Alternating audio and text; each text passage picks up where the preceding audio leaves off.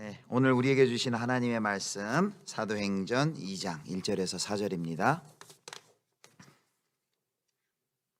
사도행전 2장 1절에서 4절까지의 말씀 교독하겠습니다. 오순절 날이 이미 이르매 그들이 다 같이 한 곳에 모였더니 호련히 하늘로부터 급하고 강한 바람 같은 소리가 있어 그들이 앉은 온 집에 가득하며 마치 불의 혀처럼 갈라지는 것들이 그들에게 보여 각 사람 위에 하나씩 임하여 있더니 그들이 다 성령의 충만함을 받고 성령이 말하게 하심을 따라 다른 언어들로 말하기를 시작하니라. 아멘. 네, 반갑습니다. 우리 좌우로 인사할까 했지만 또 한번 앞뒤로 한번 인사할까요? 사랑하고 축복합니다 하고 한번 인사하겠습니다. 사랑하고 축복합니다. 이미 공지된 대로 이제 내일부터 거리두기 4단계가 되면서 또 예정대로는 2주간 온라인 영상 예배를 또 드리게 됐습니다. 우리 3부 예배도 지금 리프레인 과정 하고 있는데 오늘이 이제 7번째인데 8번째, 9번째 어쩌면 연장되면 이제 리프레인 마지막까지 영상으로 이제 하게 될 것 같습니다. 아무튼지 우리 하나님이 생명의 주관자이시고 또 온 세상을 다스리는 우리 리프레임에서 고백하는 것처럼 주인이심을 우리가 늘 기억하고 그 하나님 의지하며 하나님의 은혜 가운데 또 이 위기를 잘 통과하고 각 계신 초소에서 예배 잘 또 드리시다가 또 상황이 호전될 때 다시 또 모여서 대면하여서 예배 드렸으면 좋겠습니다. 이제 오늘 리프레임 과정 7번째 교회와 성령입니다. 우린 그 성경의 큰 이야기를 지금 살펴보고 있죠. 그래서 몇 주가 지나서 기억이 나실지 모르겠지만은 3번째 에피소드 3부터 해서 창조와 타락, 그리고 이스라엘을 부르심, 그리고 왕이신 예수, 클라이막스죠, 구속사에. 그리고 이제 지지난 시간이죠. 지난주는 맥주감사 주일이었고 정단열 목사님이 이제 새 하늘과 새 땅에 대해서 살펴보았습니다. 이제 오늘은 7번째로 교회와 성령입니다. 우리가 지금 살펴보고 있는 이 성경의 큰 이야기는 단순히 우리 그리스도인들만을 위한 이야기가 아니라 우리의 온 인류와 그리고 온 만물과 피조세계 전체를, 우주를 포함하는 아주 큰 이야기다라고 했습니다. 하나님의 죄로 인해 깨어진 온 세상과 만물을 회복하고 회복시키시는, 만물을 회복하시는 하나님의 큰 이야기를 우리가 지금 함께 살펴보고 있습니다. 지난 시간 에피소드 6번째 새하늘과 새 땅 기억하시죠? 그래서 이 하나님의 구속의 마지막 이야기에 대해서 살펴봤습니다. 그것은 우리가 그동안 이렇게 들었던 것처럼 새하늘과 새 땅이라는 것은 단순히 우리가 죽어서 가는 천국만이 아니라 이제 예수 그리스도의 초림으로부터 시작된 그 하나님의 나라가 마침내 역사 가운데 완성될 것이다 라는 것을 우리가 살펴보았습니다. 그리고 그 초림과 재림 사이에 우리가 이제 그 이중 그 시대 사이에 우리가 살아가면서 그 사이에서 그 하나님의 나라를, 완성될 하나님의 나라를 우리가 맛보여주는 표지판과 맛보기의 역할을 감당하고 있다고 했습니다. 그래서 베스킨라빈스 그 분홍색 스푼 기억하시죠? 마치 그 스푼으로 이렇게 아이스크림을 조금 떠면은 맛을 보여주는 것처럼 우리가 하나님 나라 백성으로 이 땅에 살면서 그 하나님 나라 천국을 소개시켜주고 경험시키고 우리가 먼저 맛보고 맛보여주는 그 하나님 나라 백성의 삶을 이제 살아가는 존재다라고 살펴봤습니다. 자, 오늘 이제 7번째의 큰 주제의 질문은 이거예요. 그렇다면 우리가 이 리프레인 과정을 시작하면서 우리가 목표로 했던 주제가 뭐냐면 믿음과 삶을 연결하기예요. 믿음과 삶을 연결하기. 어떻게 성경의 그 이야기와 나의 이야기가 연결이 될 수 있는가? 예수 그리스도를 만물의 주님, 구주라고 고백한다면 그것이 나의 일상, 나의 일과 또 직업과 또 공부와 전공과 학업과 내 일상과 어떤 연관이 되는가, 그것을 우리가 고민해보고 성경 이야기와 나의 이야기를 연결하는 거라 그랬어요. 7번째 시간 오늘의 주제는 이겁니다. 그렇다면 어떻게 그 성경의 이야기를 나의 이야기로 실제로 참여하여서 살아낼 수 있을 것인가, 참여자로 살아낼 수 있을 것인가입니다. 여러분, 관중으로 또는 구경꾼으로 보고만 있다가 어떤 일에 직접 참여해 본 그런 경험이 있으십니까? 그런 게 뭐가 있을까? 저도 한번 이렇게 설교를 준비하면 생각해 봤어요. 뭐 관중으로 어떤 야구 경기를, 만약에 축구 경기를 하고 있다가 갑자기 선수로 부름받아서 운동장으로 부름받아서 뛰는 그런 경우, 뭐 군대나 이런 때도 있었던 것 같고요. 그리고 제가 기억나는 거 하나는, 제가 처음 비행기도 처음 탔고 해외도 처음 갔고 선교여행도 처음 했던 기억이 납니다. 대학교 3학년 겨울방학이었던 것 같은데요.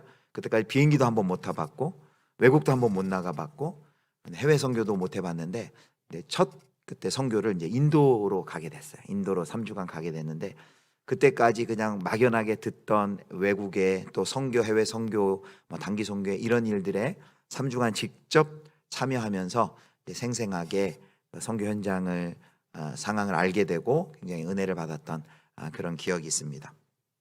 성경의 이야기도 마찬가지죠. 성경의 이야기를 그냥 우리가 아는 것과 그 이야기를 우리가 이제 관중이나 구경꾼으로서가 아니라 직접 참여하여서 그 이야기를 살아내는 것은 다릅니다. 그래서 이번 이제 7과 7번째 에피소드 7과를 통해서 우리가 어떻게 그 성경의 이야기와 우리의 이야기가 연결이 된다면 그 속에 들어가서 우리가 그것을 이제 살아낼까라는 질문입니다. 이제 마지막에 말씀드려야 되지만 그냥 답부터 얘기를 해드리고 시작을 하겠습니다.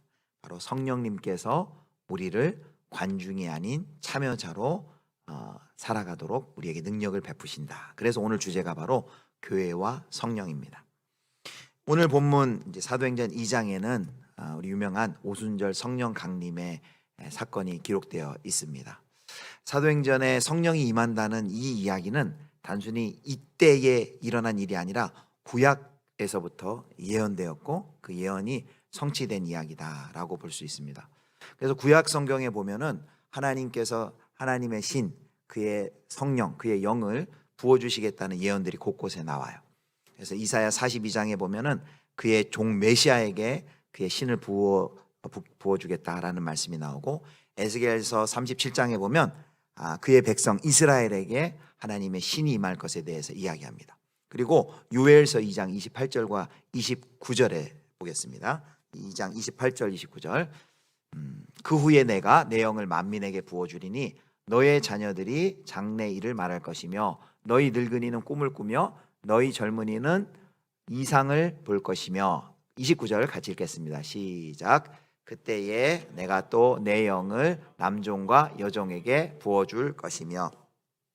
요엘서 2장을 통해 예언한 남종과 여종에게 부어줄 것이다, 만민에게 내 신을 부어줄 것이다 라는 이 말씀이 바로 이루어진 사건이 오순절 성령 강림 사건입니다.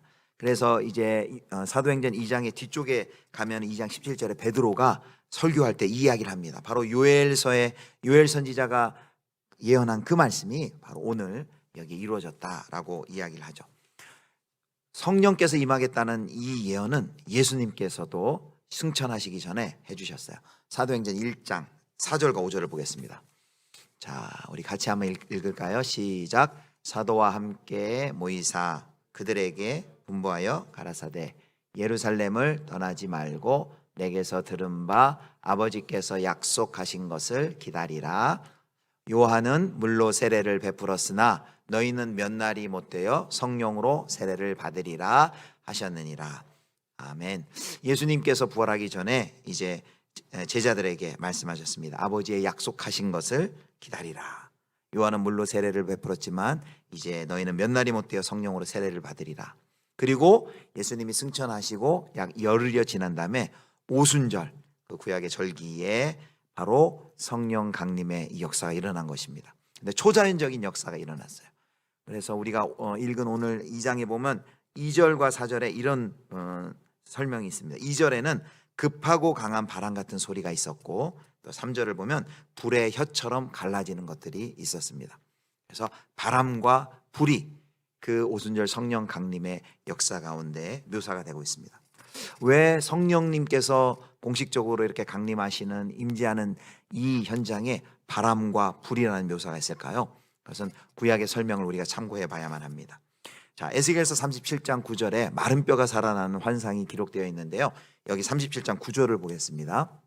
하반절에 이렇게 말씀합니다. 주 여호와께서 이같이 말씀하시기를 생기야 사방에서부터 와서 이 죽음을 당한 자에게 불어서 살아나게 하라 하셨다 하라. 여기 생기가 바로 바람입니다. 그리고 37장 14절 말씀 보겠습니다. 14절 말씀에 또 이렇게 말씀하십니다. 상반절에 내가 또 내 영을 너희 속에 두어 너희가 살아나게 하겠고 그분의 영을 이스라엘 백성들에게 두시겠다라고 말씀하고 있습니다. 그래서 여기 바람은 이런 의미가 있습니다. 바람은 바로 새 생명을 가져다 주시는 하나님의 능력, 새 생명을 가져다 주시는 하나님의 능력을 나타냅니다. 그렇다면 여러분, 불은 또 어떤 것을 의미할까요? 구원사, 구속의 역사 가운데 이스라엘 백성들에게 불이 나타난 적이 있나요? 출애굽한 이스라엘 백성들이 광야를 지날 때 불기둥과 구름기둥으로 이스라엘 백성을 지켰습니다. 밤에 그 불기둥, 바로 불기둥이 의미하는 바가 뭐냐? 하나님이 그들과 함께 하신다, 그들을 보호하신다, 하나님이 임재하심으로. 그래서 불기둥은 하나님의 임재를 나타냅니다. 그래서 지금 오순절 성령 강림의 그 자리에 하나님의 나라의 삶을 가져오는 하나님의 그 임재가 강력히 나타났다라는 것을 보여주고 있는 것이죠. 이렇게 오순절 성령 강림의 불로, 바람으로, 또 불로 하나님의 그 생명이 임했고 또 하나님의 임재가 임했다라는 것을 이렇게 나타내 보여줍니다. 그래서 하늘로 오르신 승천하신 예수 그리스도께서는 이제 그가 그의 보내신 성령을 통해서 이제 계속해서 사역을 해나가십니다. 그리고 이제 사도행전의 주인공은 하나님의 선교의 역사는 성령께서 이제 이루어 가십니다. 그래서 사도행전 1장 8절에 오직 성령이 너희에게 임하시면 너희가 권능 받고 예루살렘과 온 유대와 사마리아 땅끝까지 이르러 내 증인이 되리라 라는 사도행전의 그 설계도와 같은 그 말씀이 이제 사도행전 28장까지 정말 예루살렘과 온 유대와 사마리아 땅끝까지 어떻게 전파되는지가 이제 사도행전에 기록이 되어 있는 것이죠. 오순절 성령 강림의 의미에 대해서 살펴봤습니다. 이렇게 살펴본 이유는 오순절 성령 강림 사건은 역사 가운데 두 번 다시 반복될 수 없는 유일무이한 사건이기 때문입니다. 이거를 단회성이라 그래요. 이 오순절 성령 강림 사건은 바로 구약에서 그렇게 예언한 그 예언이 성취된 것이고 예수 그리스도의 죽으심과 부활 그리고 예수 그리스도의 중보 사역으로 사역의 결과 그 오순절 성령 강림 사건이 일어났기 때문에 이것은 아주 유일무이한 아주 중요한 단회적인 사건입니다. 그래서 그거를 유일성이라고 얘기할 수 있어요. 또 반면에 이렇게 단회적인 사건이지만 또 오늘도 오순절 성령 강림의 그 사건이 오순절 성령 강림의 사건을 통해서 성령 충만케 된 역사가 오늘 우리에게도 성령의 충만한 그 역사는 계속해서 일어난다는 측면에서 지금도 계속된다라면 연속성이라고 얘기를 할 수 있습니다. 그래서 연속해서 일어납니다. 그래서 우리가 이제부터는 그 연속적인 상황 가운데 지금도 어떻게 성령께서 우리 가운데 임하셔서 어떤 일을 하시고 성령께서 무슨 일을 하시고 우리가 그렇다면 어떻게 그 성령의 역사를 통해 방관자, 구경꾼에서 참여자로 참여할 수 있을지, 어떻게 성령 충만함 가운데 나아갈 수 있을지를 함께 살펴보도록 하겠습니다. 자, 성령께서 하시는 가장 첫 번째 일은 이것입니다. 바로 그리스도와 우리를 연합시킨다라는 것입니다. 그리스도와 우리를 연합시키는 사역을 성령께서 하십니다. 존 칼빈, 종교개혁자 존 칼빈이 이렇게 말합니다. 우리는 그리스도와 하나가 되어야 합니다. 성령이야말로 그리스도께서 우리를 자신에게 묶으시는 효과적인 끈입니다. 자, 요한복음 14장 18절 말씀 보겠습니다. 그리고 20절 보겠습니다. 14장 18절. 자, 우리 같이 읽겠습니다. 시작. 내가 너희를 고아와 같이 버려두지 아니하고 너희에게로 오리라. 그리고 20절 말씀 시작. 그날에는 내가 아버지 안에 너희가 내 안에 내가 너희 안에 있는 것을 너희가 알리라. 네. 여기 20절 말씀 제가 읽으면서 이렇게 볼펜으로 그려가면서 했어요. 내가 아버지 안에, 나 아버지 화살표죠. 그리고 너희가 내 안에, 그리고 내가 너희 안에. 이제 복잡하죠. 그런데 복잡한 듯 보이는데 여기서 계속 반복하는 건 뭐냐면 아내라는 말이에요. 너희 아내라는. 그래서 어느 신학자가 그 영상에 보면 데럴 존스라는 신학자가 이렇게 얘기합니다. 안에 있는 것보다 더 가까울 수가 없다. 이게 무슨 말인고 하니, 우리가 성령이 우리 안에, 우리가 성령 안에, 그리고 내가 아버지 안에, 성령님이 아버지 안에 계신다는 이런 표현들이 뭘 나타내는 거냐면, 우리를 하나님의, 삼위 하나님의 깊은 사랑 속으로 초대하신다는 거예요. 우리를 그리스도와 연합하여 하나 되게 하셔서 성부, 성자, 성령 삼위 하나님의 그 사랑 가운데로 우리를 초대하신다는 이야기입니다. 그런 삼위 하나님이 함께 구원의 역사를 이루어 가시잖아요. 성부 하나님은 구원을 계획하시고 창세전에, 성자 예수님은 십자가의 구속의 역사로 그 구원의 역사를 이루어 가시고, 성령 하나님은 한 사람 한 사람 성도에게 그 구원을 적용시키시죠. 그 구원의 역사와 사랑 가운데 바로 성령님을 통해서 우리가 초대됩니다. 그래서 우리가 그 성령님을 통해 삼위 하나님과의 그 사랑은 어떤 사랑이냐면 부모와 자녀의 사랑이에요. 로마서 8장 15절 보겠습니다. 로마서 8장 15절 말씀 같이 읽겠습니다. 시작. 너희는 다시 무서워하는 종의 영을 받지 아니하고 양자의 영을 받았으므로 우리가 아빠 아버지라고 부르짖느니라. 바로 성령은 양자의 영입니다. 삼위 하나님의 가정에 우리를 입양하셨어요. 그래서 우리가 하나님을 뭐라고 불러요? 누구라고 불러요? 아버지, 아빠 하고 부릅니다.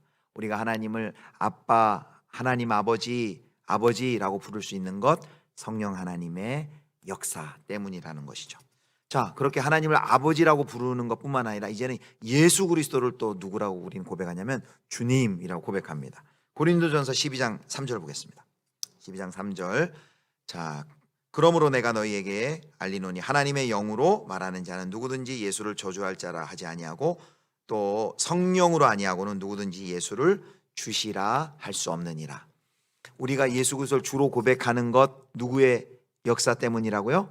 성령님의 역사. 여러분이 예수님을 주님으로 고백하십니까? 예수님을 주라고 부르십니까? 성령께서 여러분 안에 내주하시고 성령님 때문에 그렇게 고백할 수 있다는 말씀입니다. 그러므로 여러분 중에 혹시 나는 아직 성령님을 못 받은 것 같아, 성령님이 함께 하지 않으시는 것 같아, 여러분 이런 생각이 드십니까? 아니에요. 성령님을 하나님 예수님을 내가 주로 고백하고 하나님을 아버지로 고백한다는 것은 바로 성령님이 우리 안에 내주하시고 우리 안에 역사하신 결과죠. 자, 이렇게 우리가 그리스도인으로서의 존재의 시작은 바로 성령님의 역사이십니다. 바로 우리를 우리를 예수님과 하나 되게 하시고 연합하게 하시고, 성령, 성부, 성자, 성령 삼위 하나님의 그 가정에 입양하여서 하나님을 아버지라고 부르게 하시고, 그리고 세상과는 다른 그런 정체성을 가지고 살 수 있도록 성령님께서 역사하신다는 말씀입니다. 자, 그렇다면 이제 이것이 각자 성령님이 임하셨을 때 각 개인에게, 성도에게 임한 역사라면, 이제는 좀 더 넓게 교회 가운데 성령님께서는 어떤 일을 하시는지를 함께 살펴보도록 하겠습니다. 교회 가운데 성령님께서 하시는 두 방향이 있어요. 성령님께서 안으로는 이렇게 내적으로 역사하시는 게 있고, 그리고 밖으로 세상을 향해 역사하시는 것이 있습니다. 여러분, 이렇게 돌을 묶어가지고 이렇게 끈을 묶어서 돌 빙빙 돌릴 때, 우리 예전에 그 물리나 이런 데서 배웠죠. 원심력, 구심력, 그런 용어 있었죠. 원심력이 무엇입니까? 밖으로 나아가려는 힘이죠. 구심력은 안으로 들어오려는 힘이죠. 바로 성령님께서 이 두 가지 차원의 역사를 하세요. 하나는 구심적인 사역, 하나는 원심적인 사역. 첫 번째가 안으로서의 원심적인 사역입니다. 성령님께서 안으로 하시는 사역은 뭐냐면 바로 성도 한 사람, 그리스도인 한 사람 한 사람을 하나님의 백성으로 모으는 역할을 합니다. 이거를 바로 모이는 교회라고 하는데요. 성령님께서 모든 믿는 자들을 하나님의 한 백성, 한 몸, 한 성전, 한 나라로 하나님께서 모으는 사역을 행하십니다. 오늘 4절 말씀을 다시 한번 보겠습니다. 4절 말씀에 이렇게 말합니다. 그들이 다 성령의 충만함을 받고 성령이 말하게 하심을 따라 다른 언어들로 말하기를 시작하니라. 여러분, 성령 오순절 성령 강림의 결과 나타난 역사가 뭐냐면 방언을 하는데요. 여기서 방언은 우리가 아는 것처럼 통변하는 바울이 말한 그런 방언이 아닙니다. 랄랄라 방언이 아니고, 여기 방언은 뭐냐면 바로 외국어예요. 외국어를 그 순간 한 거, 배우지도 않았던 그 사람들이 각 나라의 말로 방언으로 방언을 하는 겁니다. 왜 성령님이 임했는데 왜 갑자기 이런 방언을 하는 초자연적인 역사가 있을까요? 그것은 창세기 11장의 말씀을 기억해야 됩니다. 창세기 11장에 보면 바벨탑 사건이 나와요. 하나님의 생육하고 번성하여 땅에 충만하라 하나님의 말씀을 거절하고 스스로 탑을 쌓고 높아지고 교만한 인간들을 향해서 하나님이 그들을 공멸시키지 않도록 하기 위해서 하나님이 그들을 향한 배려가 뭐였냐면 언어를 흩어버리는 거예요. 그 후부터는 모두가 인류가 흩어져 있습니다. 그런데 바벨탑 사건을 통해서 인류가 언어가 나누어지고 흩어진 그 분열의 불소통의 그 자리에 하나님께서 이제 다시 임재하여서 다시 하나로 묶으시는 것입니다. 단절되고 끊어졌던 그 관계가 회복이 되고 하나가 되어 그리고 세상 나라들이 모여 하나님의 백성이 되는 일이 바로 오순절 성령 강림 사건을 통해 일어난 것입니다. 그래서 하나님께서 구심적으로 하나님을 믿는 성도들을 하나로 묶은 결과가 뭐예요? 바로 교회가 탄생하는 거예요. 공동체가 탄생하는 겁니다. 오순절 성령 강림 사건을 통해서 하나님이 하신 일은 뭐냐면 교회를 이 땅에 탄생시키신 것입니다. 하나님의 공동체, 하나님의 백성의 공동체를 탄생시키신 거예요. 그 하나님의 백성의 공동체는 어떤 공동체입니까? 오늘 사도행전 2장에 보면 이런 공동체야. 모든 물질을 서로 섬기고 나누는 경제 공동체예요. 또 친교와 기도하는 영적인 공동체예요. 빵을 나누는, 애찬을 나누는 성찬의 공동체예요. 사도들의 가르침을 또 전하고 듣는 복음의 공동체입니다. 그리고 함께 하나님을 찬양하고 경배하는 헌신하는 공동체입니다. 하나님의 성령께서 공동체 우리 가운데 행하시는 구심적으로 안으로 하시는 일이 뭐라고요? 한 사람 한 사람 성도를 모아서 하나 되게 하시고 공동체로 만드시는 것입니다. 그래서 사랑하는 우리 성도 여러분, 그래서 여기서 우리는 한 가지 좀 우리 적용을 했으면 좋겠습니다. 모든 그리스도인들은 이 공동체에 꼭 반드시 다 속해 있어야만 합니다. 그래서 교회에 속하지 않은 기독교인이란 개념은 그는 모순적이에요. 그런 개념은 없어요. 완벽한 교회도 없고 때로는 교회에 실망하고 아유 나는 신앙생활 안 해, 나 혼자서 그냥 알아서 할 거야 라고 생각을 하는데 그 심정은 이해할 수 있지만은 우리는 공동체에 속하라는 소명을 받았습니다. 사도 바울이 잘 설명하죠. 우리 교회를 어떻게 설명합니까? 머리 대신 그리스도와 그의 몸, 그리고 우리는 그 몸의 지체라고 말합니다. 아까 이제 발 닦아주는 장면이 나왔는데 어떤 분은 발의 역할, 어떤 분은 팔의 역할, 손의 역할, 장기, 심장, 눈의 역할을 합니다. 여러분 근데 그 몸에 붙어 있지 않고 그 지체가 따로 떨어져 다니면 어떡할까요? 막 발이 혼자 다니는 거, 팔이 혼자 다니는 거 상상할 수 있습니까? 9시 뉴스에 나올 일이겠죠. 그래서 우리는 공동체에 속해 있는 존재다라는 것을 꼭 기억을 해야 합니다.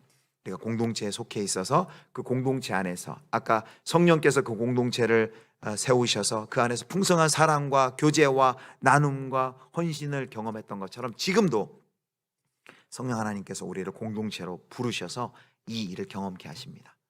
여러분 더 자세히 우리 3부 예배 나오신 더 많은 우리 청년 여러분, 성도 여러분은 대부분 이렇게 소그룹에 목장에 소속돼 있는 걸로 알고 있습니다. 더 그 공동체를 경험하기 위해서는 우리가 작은 단위로 소그룹 또 이 모임 목장에 잘 소속이 되어서 그 안에서 생생한 교제가 일어나야 합니다. 코로나 시기를 잘 통과하는 건강하게 통과하는 교회는 어떤 교회냐 다 찾아보고 통계를 냈는데 이렇게 대답이 나왔어요.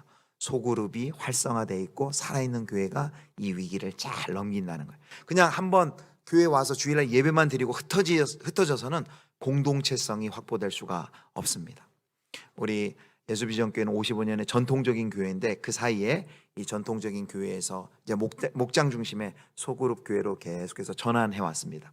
그래서 제가 지난 이제 2년 전 통계를 보니까 이게 코로나 전이죠. 직전 통계를 보니까 우리 예수비전교회에 전부 112개의 목장이 있더라고요. 교회 학교가 63개, 그리고 작년이 49개 목장이 있습니다. 여러분도 지금 다 그 목장 가운데 소속이 돼 있을 거예요. 그리고 그 목장 활동을 하는 분이 분들이 2019년 기준으로 239명이라고 되어 있습니다. 우리 출석 성도의 한 40% 정도 되는 인원인 것 같아요.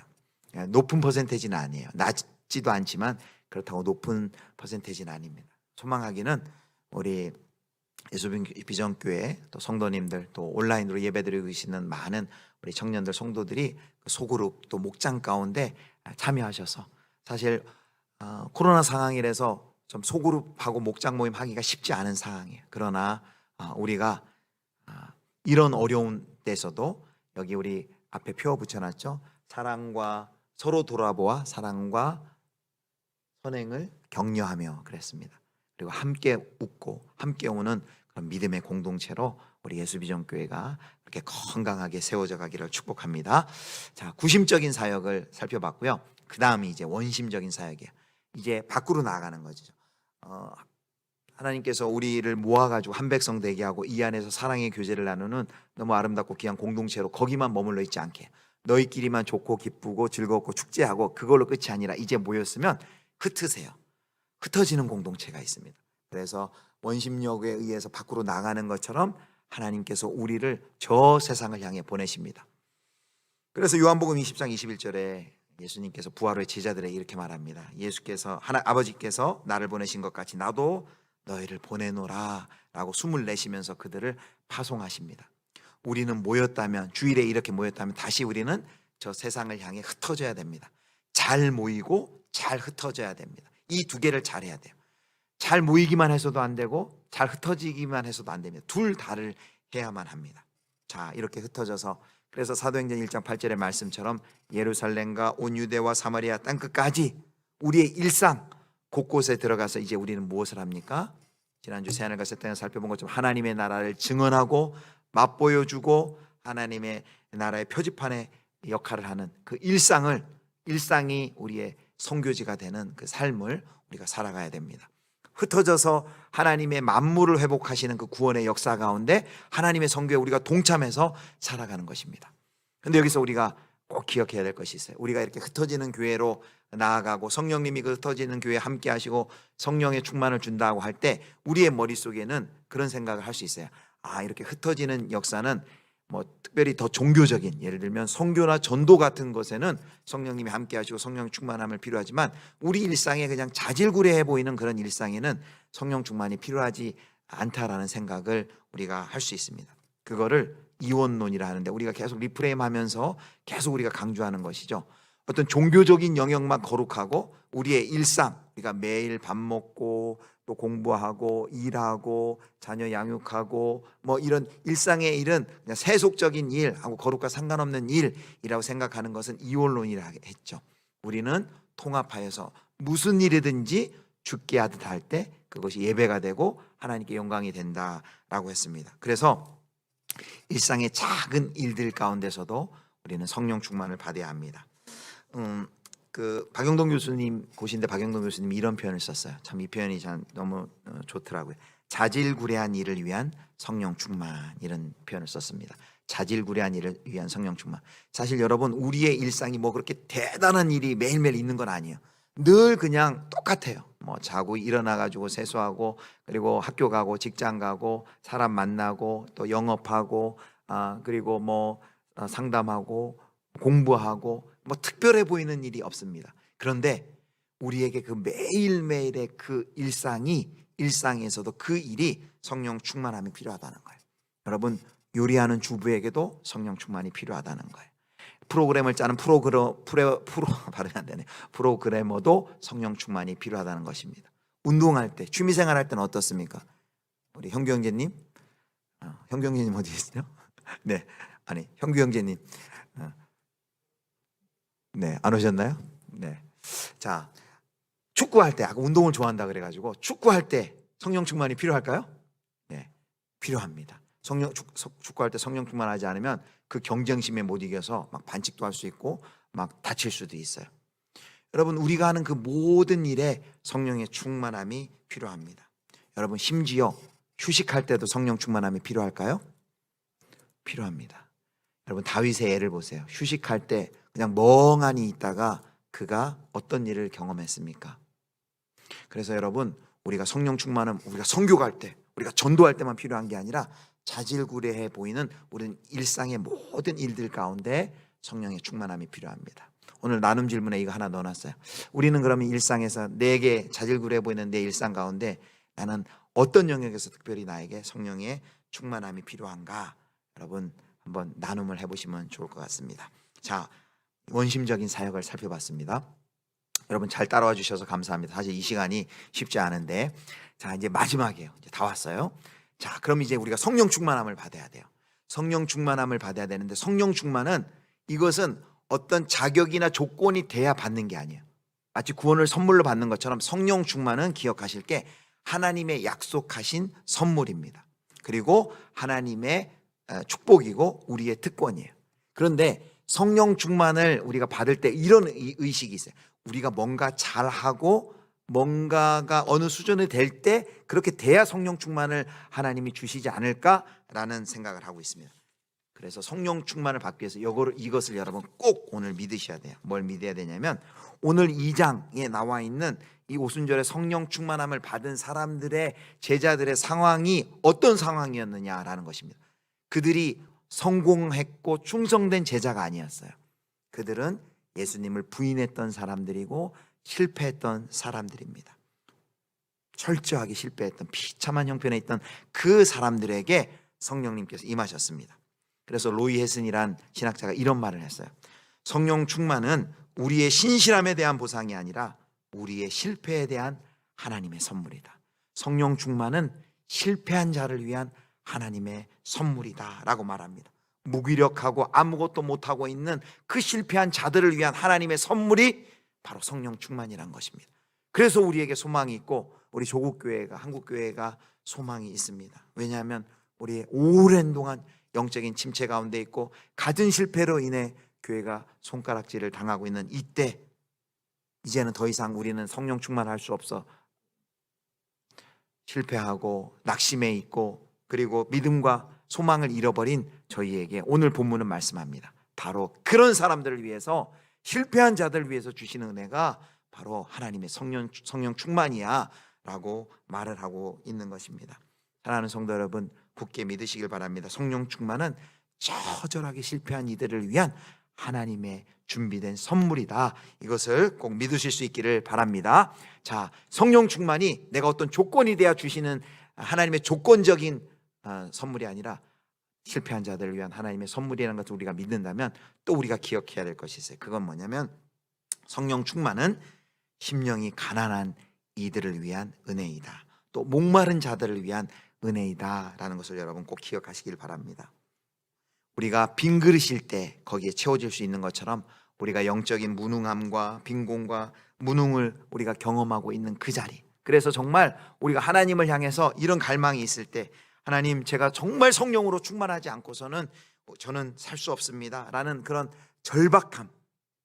여러분, 가난함이라는 말은 영적으로 가난함이라는 말은 절박하다는 거야. 하나님이 도와주시지 않으면 성령 충만 받지 않고서는 제가 살 수 없습니다 라는 그런 절박함, 간절함이 있을 때 이 은혜가 우리에게 임한다는 거예요. 왜 우리가 성령 충만함을 받지 못합니까?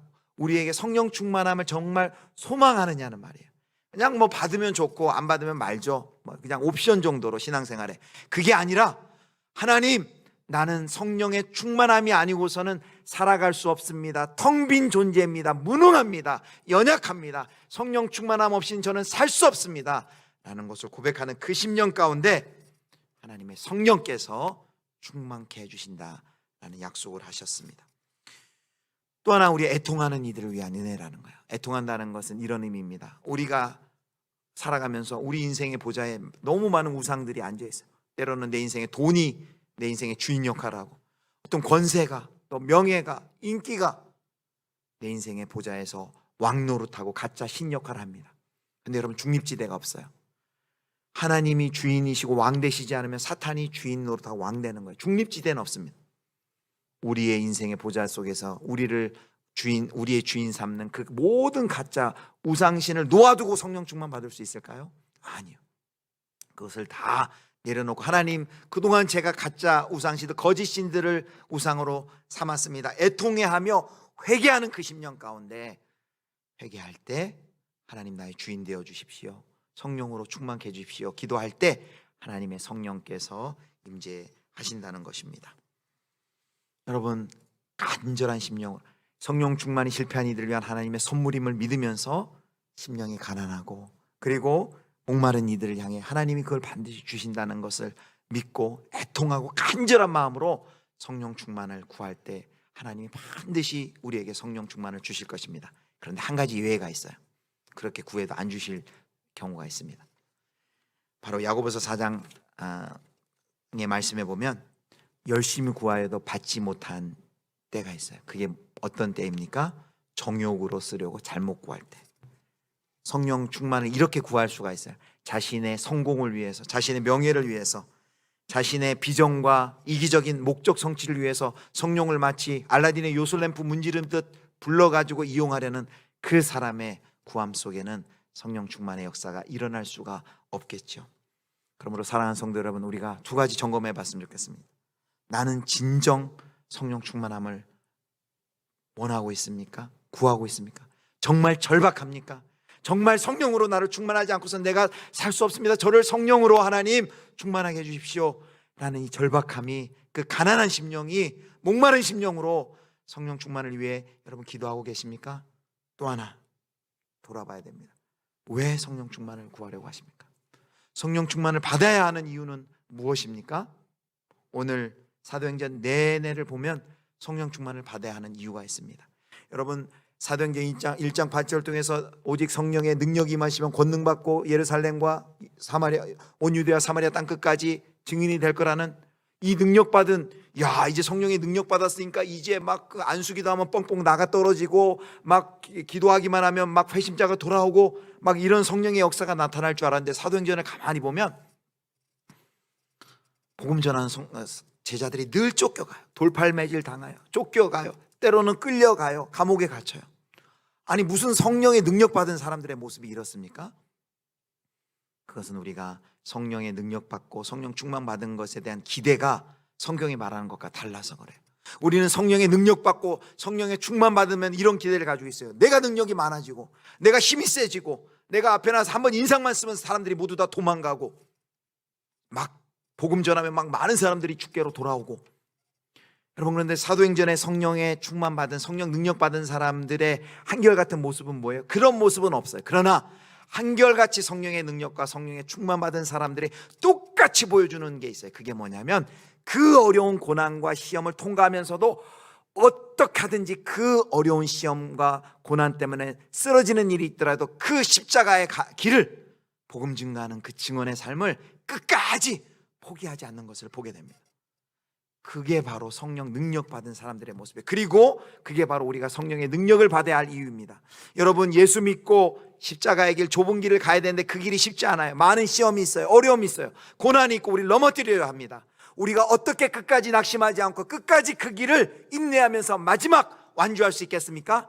성령 충만 받지 않고서는 그 길을 우리가 갈 수 없다는 말이에요. 그래서 우리가 하나님, 예수의 제자 되어 십자가의 길 걸어가야 되는데 성령으로 나를 충만하지 않고서는 그 길 끝까지 갈 수 없습니다. 주님, 나를 성령으로 충만케 해주십시오 라고 우리가 기도하는 것이죠. 하나님의 우리를 향한 목적은 우리가 예수 그리스도를 닮아가는 거라 했습니다. 그래서 우리가 성령 충만이 필요합니다. 성령님의 열매가, 성령의 열매가 예수님의 성품이 내 삶 가운데 맺혀져야 되는데 나는 너무 이기적입니다. 나는 너무 욕심이 많습니다. 나는 너무 탐욕이 많습니다. 잘 참지 못합니다. 분노가 있습니다. 성령 하나님, 나에게 임하여 주셔서 내 안에 성령의 열매 맺혀주시고 예수님 닮게 해주십시오. 그 간절한 소망으로 성령 충만을 위해 기도하는 것입니다. 주님의 기쁨 되길 원합니다. 그런데 내 삶은 한 순결한 삶보다는 세상의 쾌락과 세상의 유혹에 너무 많이 노출되어 있습니다. 정결한 삶, 신부의 거룩한 삶, 신부로서 살아가길 원합니다. 그러기 위해서는 주님, 많은 유혹을 이길 수 없사오니 주님의 기쁨 되기 원하오니 성령 충만케 해주십시오 라고 우리가 성령의 충만함을 위해 기도해야 됩니다. 그리스도의 남은 고난에 참여라고 하는데, 고난은커녕 우리는 편한 삶 살기를 원합니다. 우리의 육신은 편한 삶, 안락한 삶을 살기 원하는데 나를 쳐서 하나님 그리스도의 남은 고난에 내가 적극적으로 동참하길 원하는데 내 힘과 의지로는 안 됩니다. 내 능력으로는 안 됩니다. 성령 하나님 충만케 하여 주십시오. 그리스도의 남은 권한에 참여하는 자로 살아가게 해주십시오. 그것을 위해서 우리는 성령 충만을 타는 목마름으로 구하는 것이죠. 말씀을 맺겠습니다. 오늘 2장 4절 말씀 다시 한번 보겠습니다. 2장 4절, 자, 같이 읽겠습니다. 시작. 그들이 다 성령의 충만함을 받고 성령이 말하게 하심을 따라 다른 언어들로 말하기를 시작하니라. 아멘. 지난 주간에 목양실에서 설교 준비하다 2장 4절에서 단 한 글자에 제가 큰 은혜를 받았어요. 어떤 글자, 한 글자, 한 단어도 아니고 한 글자의 은혜를 받았을까요? 제가 은혜 받은 건 이거예요. 다, 그들이 다 성령의 충만함을 받고, 영어 성경에 보니까 all이라 돼 있다. 모두, 한 사람의 예외도 없이 그 자리에 있던 모든 사람에게 하나님의 성령이 임해서 성령의 충만함을 받았습니다. 축복합니다. 소망합니다. 우리 예수비전교회 모든 성도님들이 한 사람도 예외되지 않고 하나님이 약속하신 이 특권, 실패한 자들을 위한 이 선물, 성령 충만의 은혜가 우리 모두에게 임하기를 간절히 소망합니다. 그 성령님께서는 각인에게 임하여서 그리스도와 우리를 연합하여 삼위 하나님의 가정에 입양하여서 하나님을 아버지라고, 하나님을 예수 그리스도를 주라고 부르게 하십니다. 그리고 하나님의 백성으로 모아서 사랑의 공동체, 복음의 공동체로 헌신하고 이 안에서 교제하며 그 천국의 기쁨을 누리게 하십니다. 그리고 땅끝까지 일상으로 보내서 하나님 나라를 증언하는 그 역할을 하십니다. 결국 결론은 무엇입니까? 우리가 이제 더 이상 방관자요, 더 이상 구경꾼이 아니라 하나님의 이 구원의 이야기에 이제 우리는 성령의 이 역사, 성령의 능력, 성령의 충만케 하심으로 이제는 그 구원의 이야기에 우리 동참해서 우리 참여자로 살아갈 수 있습니다. 사랑하는 우리 모든 예수비전교회 성도님들이 더 이상 방관자요, 구경꾼이 아니라 하나님의 만물을 회복케 하시는 이 구원의 역사 가운데 성령의 능력과 충만케 하심으로 말미암아 함께 동참하시는 이 은혜가 있기를 주님의 이름으로 축복합니다.